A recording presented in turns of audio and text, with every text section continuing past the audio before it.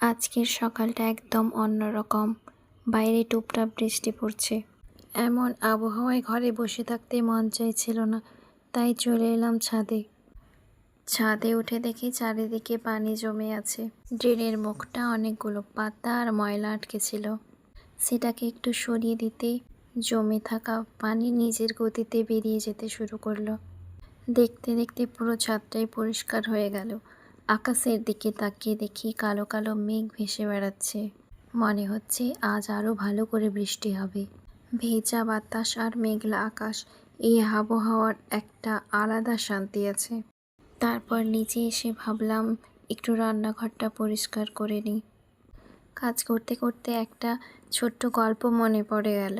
একটা গ্রামে দুটি প্রতিবেশী থাকতেন। একজন প্রতিদিন একটু একটু করে নিজের বাড়ি পরিষ্কার করতেন, আর একজন ভাবতেন আজ না হয় থাক, কাল করব। কয়েকদিন পর দেখা গেল যে প্রতিবেশী অল্প অল্প করে কাজ করত, তার বাড়ি সবসময় সুন্দর আর পরিপাটি। আর যে কাজ ফেলে রাখত, তার বাড়িতে কাজের পাহাড় জমে গেল। তখন একদিন সে বুঝতে পারল, বড় কাজ একদিনে শেষ হয় না। ছোট ছোট কাজ নিয়মিত করলে জীবন অনেক সহজ হয়ে যায়। এই গল্পটা আমাকে সব সময় মনে করিয়ে দেয়, শুধু ঘর নয়, আমাদের মনটাও মাঝে মাঝে পরিষ্কার করা দরকার। রাগ, অভিমান আর দুশ্চিন্তা জমে গেলে যেমন ঘর অগোছালো হয়ে যায়, তেমনি মনও ভারী হয়ে যায়। তাই প্রতিদিন একটু একটু করে ভালো চিন্তা, একটু হাসি আর একটু যত্ন, এগুলোই জীবনকে সুন্দর রাখে।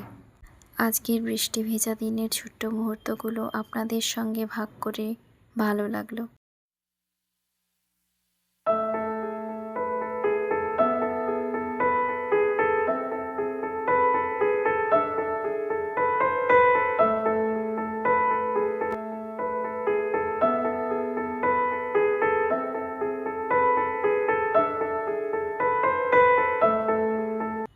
আর এমন আরও রান্না, ঘর গোছানোর দৈনন্দিন জীবনের গল্প দেখতে চ্যানেলটি সাবস্ক্রাইব করবেন।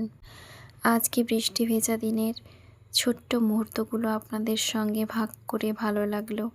যদি ভিডিওটি ভালো লাগে তাহলে লাইক করবেন, কমেন্টে জানাবেন আপনাদের ওখানে আজ বৃষ্টি হয়েছে কি না। আর এমন রান্না ও ঘর গোছানোর দৈনন্দিন জীবনের গল্প দেখতে এই চ্যানেলটি সাবস্ক্রাইব করে পাশে থাকবেন। আল্লাহ হাফেজ।